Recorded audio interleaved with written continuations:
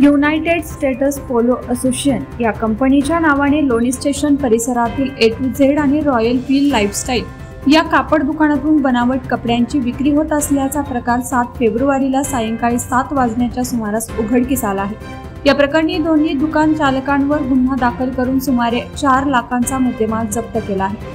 अविश सय्यद आणि स्वरूपसिंह राजपुरोहित अशी गुन्हा दाखल झालेल्यांची नावे आहेत। तर या प्रकरणी मंगेश देशमुख यांनी लोणी काळभोर पोलीस ठाण्यात फिर्याद दिली आहे। पोलिसांनी दिलेल्या माहितीनुसार फिर्यादी मंगेश देशमुख हे युनायटेड स्टेट्स पोलो असोसिएशन मध्ये काम करत आहेत।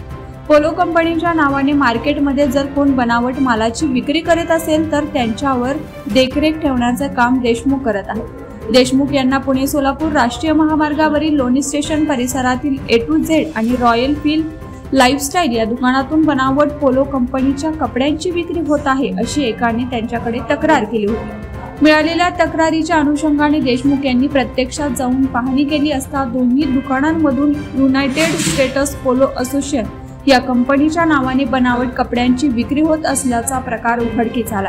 त्यानंतर कापड दुकानातून 4,08,500 रुपये किमतीचे USPA कंपनीचे नाव आणि लोगो वापरून कॉपीराइट केलेले 870 बनावट शर्ट आढळून आले।